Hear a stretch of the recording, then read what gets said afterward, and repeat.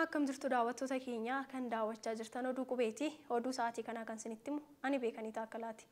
Sinodoosiin Ortodoksii Itoophiyaa abbootiin naannoo Tigraay muudama seeraan alaa raawwatan jechuun aangoo irraa mulquu isaa hime. Dabalata oduu kanaaf Addisuu Muluu.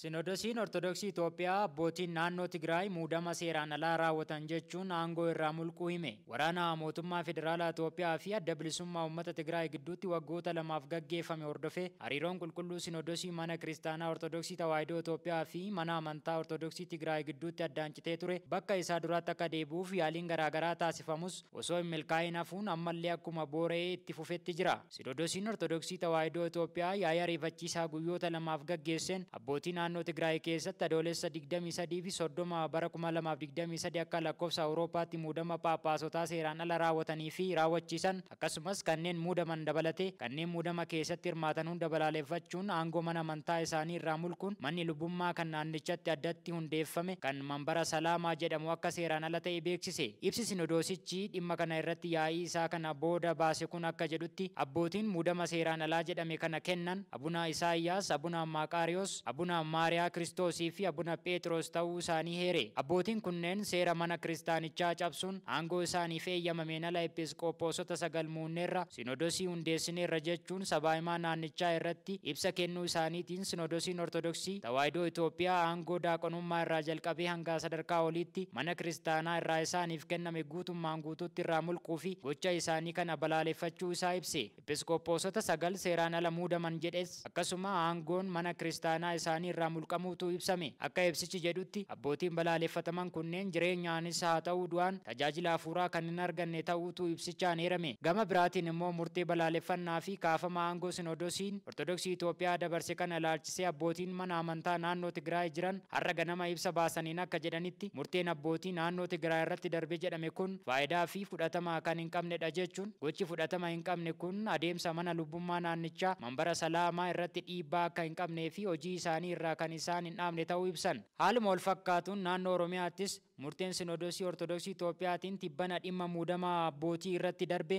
waldiddaa uumaa kan jiru yoo ta'u keessumaa immoo balaaleffannaan kutaa lallabaa Arsii Lixaa Shaashamannee Abuna Naatnaayil irratti taasifamaa jiru itti fufee jira. Hordoftoonni amantichaa Abuna Naatnaayil kan sinodoosii Ortodoksii Tawaahidoo Itoophiyaatiin muudaman mormuun Abuna Phaawulos kan sinodoosii Oromiyaa fi sabaaf sablammootaan muudaman barbaanna jechuun yaada isaanii ibsachaa jiru.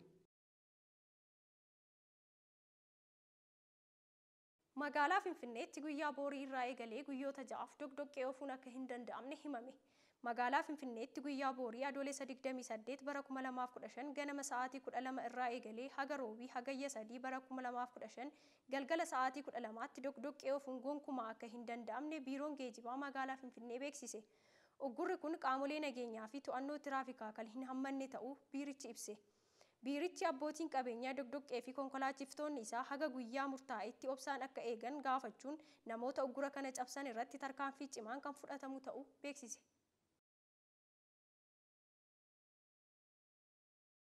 Bulchiinsa magaalaa Shaggaritti sirna bulchiinsaa fi itti fayyadama lafaa ammayyeessuuf hojii jajjabeessaan hojjetamaa jiraachuun himame. Dabalata oduu kanaaf Leensaa hordofaa. Manni maree magaalaa Shaggar yaadilee tokkoffaasaa guyyaa irraa geggeesse. Manni maree magaalaa Shaggar yaadilee tokkoffaasaa magaalaa Finfinnee galma giddugala aadaa Oromootti guyyaa irraa geggeesse. Sadarkaa pirezidaantiitti itti aanaa kantiibaa bulchiinsa magaalaa Shaggar kan ta'an Dr. Tashoomaa Addunyaa gabaasa waggaa barbaajata bara 2015 mana maree magaalaa Shaggariitiif dhiyeessan. Gabaasa isaanii kanaan baajata mootummaa, miti mootummaa fi hirmaannaa uummataan pirojektoonni misooma garaagaraa 342 qarshii biliyoona 6 waliin hojjetamanii tajaajila hawaasaaf akka oolu taasifamaniiru jedhan. Kenniisa tajaajila fayyaa si'aataa fi hawwataa taasisuun itti quufiinsaa fi fayyadamummaa hawaasa bal'aa dhugoomsuuf xiyyeeffannoo olaanaan kenname kan hojjetamu yommuu ta'u kana milkeessuufis tarkaanfilee haaraa sektaricha keessatti eegalaman cimsuun kan hojiirra oolaa jiru ta'uun himan. Sirna kenna tajaajila fayyaa bu'uura sadarkaa hundaatti babal'isuun du'aatii haadholee fi daa'immanii hir'isuu fi itti fayyadama tajaajila karoora maatii waliigala 202 fi 987tti uwwisa tajaajila kunuunsa da'umsa duraa 35,514tti fi tajaajila da'umsa ogeessa fayyaatiin dhaabbilee fayyaa keessatti kennamu 22,395tti ol guddisuuf kan hojjetamu ta'a. Gama tajaajila fayyaa fayyaa daa'immaniitiin uwwisa tajaajila talaallii guutuu 31,779tti ol guddisuuf karoorfamee hojjetamaa jira. Sirna dhiyeessii fi itti fayyadama qorichaa fi meeshaalee fooyyessuuf tarkaanfii haaraa itti fufsiisuun manneen qorichaa moodela hawaasaa 19tti ol guddisuuf akkasumas meeshaalee yaala tajaajila kennuu dhaaban ogeessota muuxannoo qaban fayyadamuun gara tajaajilaatti deebisuun kan hojjetamaa jira. Gama biraatiin bulchiinsa magaalaa Shaggaritti saamicha lafaa waggoota dheeraaf taasifamaa ture akka dhaabbatu gochuu fi seeraan alummaa bulchiinsa lafaa keessatti mul'atu maqsuuf hordoffii fi to'annoo taasifameen ijaarsa seeraan alaa irratti tarkaanfii fudhatameen lafti hektaarri 300,251 baankii lafaatti akka deebi'u taasifameera jedhan sadarkaa pirezidaantii itti aanaatti kantiibaa bulchiinsa magaalaa Shaggar Dr. Tashoomaa Addunyaa. Itti dabaluun hojimaata badaa bulchiinsaa fi itti fayyadama lafaa keessatti mul'atu sirreessuuf tarkaanfileen fudhatamaa jiran jalqabbii gaarii ta'us bal'ina rakkinichaatiin wal bira qabame yoo madaalamu ammas xiyyeeffannoo kan barbaadu ta'uu eeran. Magaalaa miidhagduu jireenya dhala namaaf mijooftuu taate ijaaruu keessatti kun ammallee qormaata guddaa ta'uun hubatamee deeggarsiif tumsi qaama hawaasaan taasifamu murteessaa ta'uu Dr. Tashoomaan gabaasa mana maree magaalichaaf dhiyeessaniin ibsan. Gama biraatiin galii dinagdeen keenyaa maddisiisuu duguugnee sassaabuudhaan fedhii misooma uummata keenyaa deebisuuf bara bajata 2016tti galii idilee qarshii biliyoona 15, galii mana qopheessaa qarshii biliyoona 10 fi galii keessoo qarshii biliyoona 2 sassaabamuuf kan karoorfame yommuu ta'u akka waliigalaatti galii idilee mana qopheessaa fi galii keessoo qarshii biliyoona 27 sassaabuuf karoorfamee jira jechuun Dr. Tashoomaan ibsuu isaanii ragaan toora marsariitii sabquunnamtii bulchiinsa magaalaa Shaggar irraa argame ni mul'isa. Naannoo Gambeelaatti barattoota qormaata biyyaalessaa kutaa 12ffaa kolleejjii barnootaa barsiisotaa fi saayinsii fayyaa Gambeelaatti qoramaa jiran rakkoon fayyaa akka isaan mudatee fi namoonni 3 to'annoo jala ooluun himame. Dabalata qabna. Naannoo Gambeelaatti barattoota qormaata biyyaalessaa kutaa 12ffaa qoramaa jiran rakkoon fayyaa isaan mudachuu mootummaan naannichaa beeksise. Barattoonni kunneen halkan kaleessaa sa'aatii 1 walakkaa irraa eegalee gara hospitaala waliigalaa Gambeelaa deemuun yaala barbaachisaa argachaa akka jirantu himame. Barattoota rakkoon fayyaa isaan mudate kanaaf sababni nyaata alaa nyaachuu ta'uu fi dhiisuu addaan baafachuuf qorachaa akka jiran mootummaan naannichaa beeksise. Barattoota hospitaala seenan keessaa rakkoon fayyaa lubbuu isaanii balaa irra buusuu akka hin jirree fi irra caalaan isaanii fayyanii gara wiirtuu qormaata isaaniitti akka deebi'antu himame. Yeroo ammaa barattoonni hospitaala keessatti yaalamaa jiran akka jiran himuun sababa kanaan lubbuun barataa darbee akka hin jirre mootummaan naannichaa beeksise. Barattoonni hundi haalli fayyaa isaanii kan yaaddessu waan hin taaneef maatiin barattootaa akka hin jeeqamne dhaamuun mootummaan naannichaa odeeffannoo ogeeyyiin fayyaa sababa isaa ilaalchisee kennan uummataaf ni ibsina jedhan jechuun gabaafame.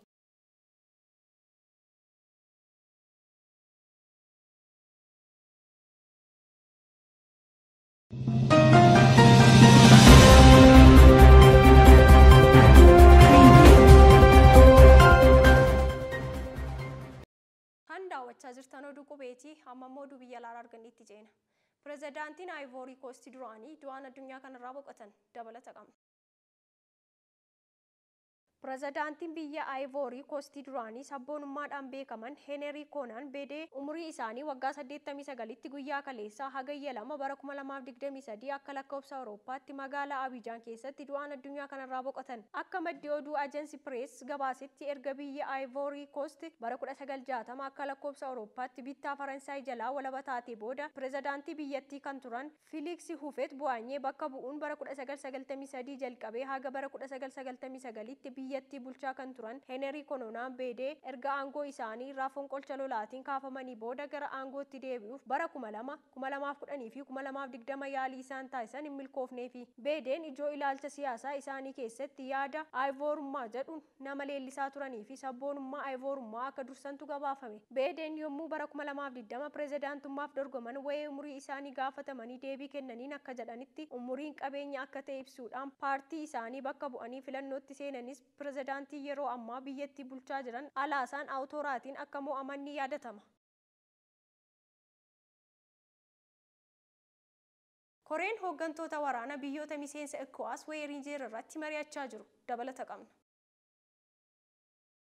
Koreen hooggantoota waraana biyyoota miseensota ECOWAS waa'ee Niijer irratti mari'achaa jiru. Wayita biyyoonni Awurooppaa lammiilee isaanii Niijer keessaa baasaa jiran kanatti koreen hooggantoota waraana biyyoota miseensaa garee diinagdee hawaasa Afrikaa lixaa ECOWAS haala Niijer keessa jiru irratti mari'achuuf roobii kaleessaa biyya Naajeeriyaa magaalaa Abuujaa keessatti wal ga'an. ECOWAS dhimma kana irratti ibsa gabaabaa baaseen koreen hooggantoota waraana biyyoota miseensa isaa ta'a walga'ii isaanii amma jimaata booriitti fufu kana keessatti haala siyaasaa Rippaabilikaa Niijer keessa jiru irratti mari'atu jedhe. Jilli ECOWAS biroon immoo miseensota waraanaa warreen fonqolcha aangoo raawwatan wajjin marii taasisuuf roobii kaleessaa gara Niijeritti akka imaletu ibsame. Kun osoo kanaan jiru biyyoonni Awurooppaa lammiilee ishee Niijer keessa jiraniif lammiilee biyyoota biroo biyyattii keessaa baasuuf jalqabanii jiru. Ministeerri dhimma alaa Faransaay akka beeksisetti xiyyaarri biyyattii balalliisii lama taasiseen lammiilee Faransaay fi biyyoota biroo lakkoofsi isaanii 350 ta'an fe'ee magaalaa Paaris galchuu isaa hime. Lammiileen xiyyaara Faransaay kanaan Paaris seenan keessaa lammiileen Niijer, Beeljiyeem, Itoophiyaa, Libaanoon, Jarman, Kanaadaa, Indiyaa,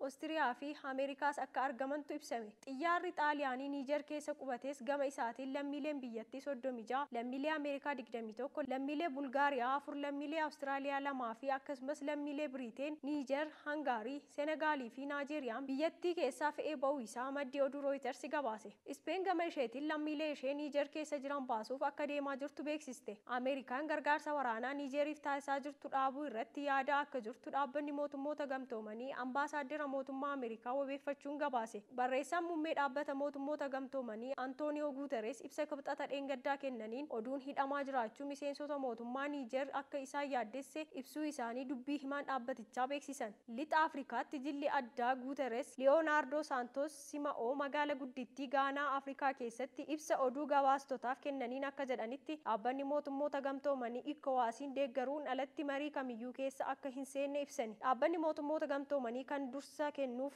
fala karaa nagaatiin rakkinicha hiikuu akka ta'e ibsuun isaanii gabaafame.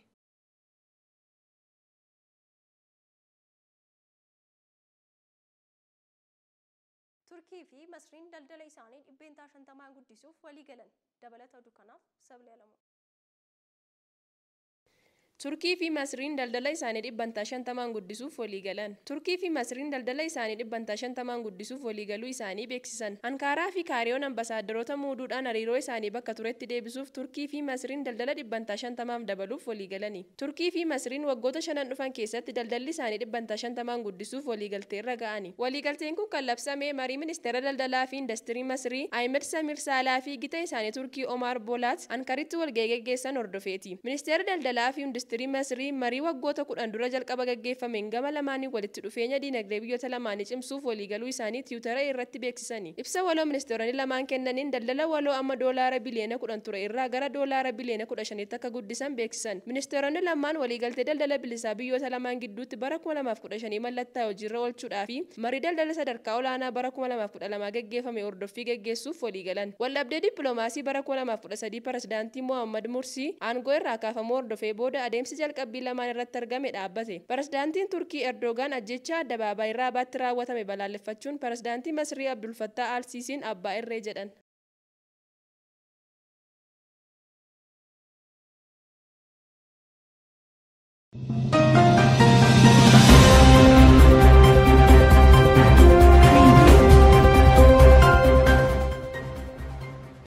Oduu ispoortiitiin ammoo Inter Miyaamiin erga Meesii taphachiisuu eegalee injifannoo isaa walitti aansuun sadaffaa galmeesse. Dabalata oduu kanaaf Sablee Alamuu. Inter Miyaamiin erga Meesii taphachiisuu eegalee injifannoo isaa walitti aanu sadaffaa galmeesse. Jijjiirraa ganna kanaan Liyoonel Meesii ofitti kan fudhate Inter Miyaamiin injifataa Baalaandoor yeroo torbaa kan ta'e Meesii taphachiisuu erga eegalee dorgommii kilaboota kubbaa miilaa Ameerikaa Meejar Sookaar Liigii keessatti sadarkaa gadiirra kan ture Inter Miyaamiin dhufaatii Meesii dura taphoota walitti aanan 11 injifachuu hin dandeenye ture. Dorgommii kilaboota kubbaa miilaa Ameerikaa Meejar Sookaar keessatti sadarkaa gadiirra kan ture Inter Miyaamiin dhufaatii Meesii dura taphoota walitti aanan 11 injifachuu hin dandeenye ture. Meesiin ergaa dhufee booda garuu taphoota 3 taphatee hundayyuu injifachuu danda'eera. Meesiin taphoota 3 irratti walumatti goolii 5 lakkoofsisee kubbaa gooliif mijate tokko waayila isaaf kennee ture. Waayila Meesii Baarseloonaa kan ture Joordi Albaa gara kilaba kanaatti makamuu isaa hordofees guyyaa kaleessaa tapha isaa jalqabaa Miyaamiin Orlaandoo Siitii 3-1 injifate irratti hirmaate. Meesiin tapha kana irratti goolii 2 galchuun Inter Miyaamiin dorgommii liigii kaampii marsaa mo'anii darbuutti akka ce'u gargaare. Taphattoota kilabichaa keessaa tokko kan ta'e Yidliin dhufaatiin Meesii miseensota isaaniitti honnee horuu fi masaanuu isaanii waliin taphatan rifaasisaa akka jiru dubbate.